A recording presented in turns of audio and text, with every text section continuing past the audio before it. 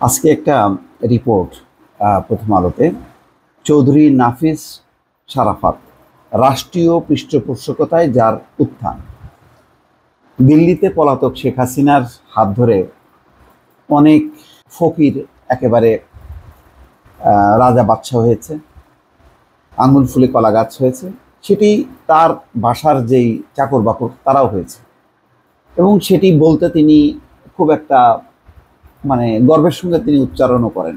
বললেন না যে তার বাসার যে চাকর জাহাঙ্গীর 400 কোটি টাকা মালিক হয়েছে এবং হেলিকপ্টার ছাড়া উনি চলেন না। উনি হেলিকপ্টার নিয়ে চড়েন, আর শেখ হাসিনা ড্রিম লাইডার নিয়ে, রাষ্ট্রীয় বিমান সংস্থার সবচেয়ে দামি ড্রিম লাইডার নিয়ে 1 মাস ধরে তিনি জাতিসংঘ অধিবেশনকে সামনে রেখে তিনি ঢাকা থেকে যাচ্ছেন ফিনল্যান্ডে। সেখানে ববি রেহনার ছেলে, তার সঙ্গে দেখা করছেন, দেখা করে আবার ওখান থেকে যাচ্ছেন নিউ ইয়র্কে জাতিসংঘের অধিবেশন শেষ করে আবার যাচ্ছেন ওয়াশিংটন থেকে আবার নিউ ইয়র্ক থেকে আবার ফিনল্যান্ড, তারপরে ববিদেরকে নামিয়ে আবার আসছেন। তো উনি যখন বলেন তার চাকর বাকররা 400 কোটি টাকার মালিক হয়, তো উনি নিজেও তো একেবারে সৌদি বাদশাদের মতন জীবনযাপন করেছেন। সেই রকম দামি কাপড় চোপড় সেগুলো তো আমরা দেখলাম।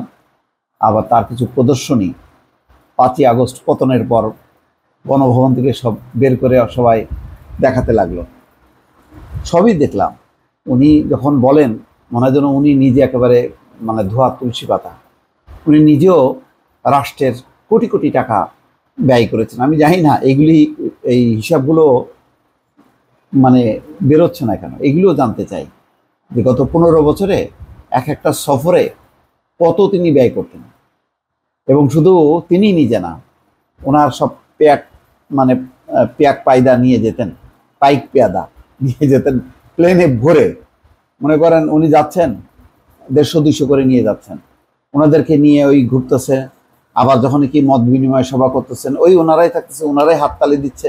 আবার যখন ফিরতেছেন, ফিরে এসে আবার গণভবনে যখন কি আবার সংবাদ সম্মেলন করছেন, ওই ওনারাই। এই সাংবাদিক নামের, ব্যবসায়ী নামের, বুদ্ধিজীবী নামের যে দলীয় কর্মীদেরকে নিয়ে তিনি দেশেও মিটিং করেন, বিদেশেও মিটিং করেন, তারাই, আর কেউ নেই। এরকম একটা গোষ্ঠী তিনি গড়ে তুলেছেন। ওই তাদেরই একজন চৌধুরী নাফিস শারাফাত। এগুলি আবার খুবই ধুরন্ধর টাইপের। এরা আবার প্রকাশ্যে আসে না, তলে তলে এরা খাইতে থাকে আর কি।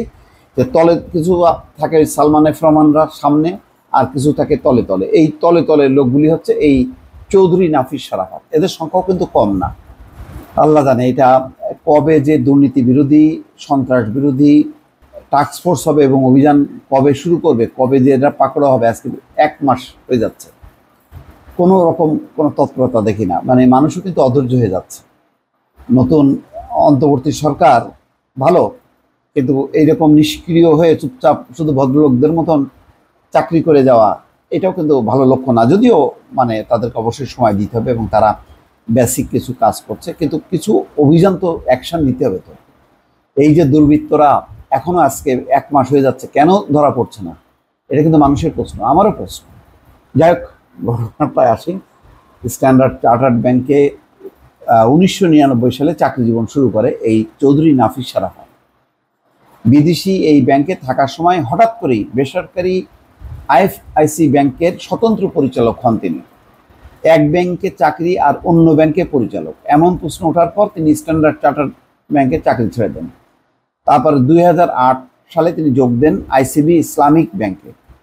হন কনজিউমার ব্যাংকিং প্রধান। ভিজিটিং কার্ডে তিনি নিজের পরিচয় দেন MD consumer banking ICB global holdings ব্যবহার করতেন। তার আগেই চৌধুরী নাফিস শারাফাত একটি মিউচুয়াল ফান্ডের লাইসেন্স নেন Bangladesh securities and exchange commission থেকে।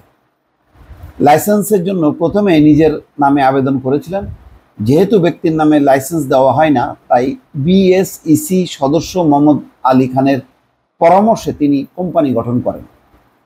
এই কোম্পানিরই নাম বাংলাদেশ রেস অ্যাসেট ম্যানেজমেন্ট, যাতে তার মালিকানা 25%। বাকি মালিকানা অন্য অংশীদার হাসান ইমামের বিএসইসিতে তখন থেকে যারা চাকরি করতেন তারা এসব তথ্য জানিয়েছেন, যা নিশ্চিত করেন নাফিস শারাফত। 2009 সালে সরকার গঠনের পর থেকে বিভিন্ন খাতের অন্যতম প্রভাবশালী হয়ে ওঠেন নাফিস শারাফত। শুরুতে তৎকালীন স্বরাষ্ট্রমন্ত্রী মহিউদ্দিন খান আলমগীরের সঙ্গে সম্পর্ক গড়েন। পরে তার আসল সখ্যতা গড়ে ওঠে সাবেক আইজিপি বেনজির আহমেদের সঙ্গে। তারপরে তো বুঝতে পারছেন দর্শক, বেনজির আহমেদের সঙ্গে যদি সখ্যতা গড়ে ওঠে তাহলে আপনাকে ওই চাঁদে যাইতে আপনার বেশি সময় লাগবে না। তো ওই চৌধুরী নাফিস শারাফতেরও আর সময় লাগেনি। সাবেক প্রধানমন্ত্রী শেখ হাসিনার সঙ্গেও তার সুসম্পর্কের চিত্র গণমাধ্যমে উঠে এসেছে। গোপালগঞ্জের এই ব্যক্তি শেখ হাসিনাকে ফুফু বলে সম্বোধন করতেন। হচ্ছে গোপালগঞ্জের প্রোডাক্ট। এই প্রোডাক্টরা, গোপালগঞ্জ একটা নিঃসন্দেহে একটা বড় জেলা, মানে অবস্থা ছিল এই যে গোপালগঞ্জের যে কোনো লোকই কোনো না কোনোভাবে শেখ হাসিনার হয় জামাই নাই, মানে কিভাবে যে সম্পর্ক, তালতো ভাই, মামতো ভাই, খালতো ভাই, কোনো না কোনো সম্পর্কে তারা জড়ায় যান। এত মানুষ একটা পরিবারের মানে আত্মীয় স্বজন হইতে পারে, আল্লাহ মাও। আর সাবেক অর্থমন্ত্রী আহম ও মোস্তফা কামাল ছিলেন তার চাচা।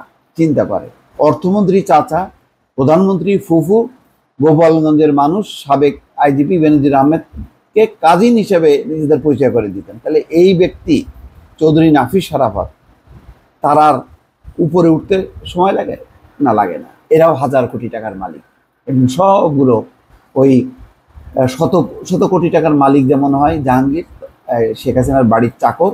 আর এরা একটু শিক্ষিত আছে, শিক্ষা দীক্ষা আছে, হ্যাঁ, একটু অবস্থা ভালো, এরা হয়ে যাচ্ছে হাজার কোটি টাকার মালিক। এইরকমই ছিল শেখ হাসিনার 15 বছরের শাসন। দর্শক ভালো থাকবেন, আল্লাহ হাফেজ।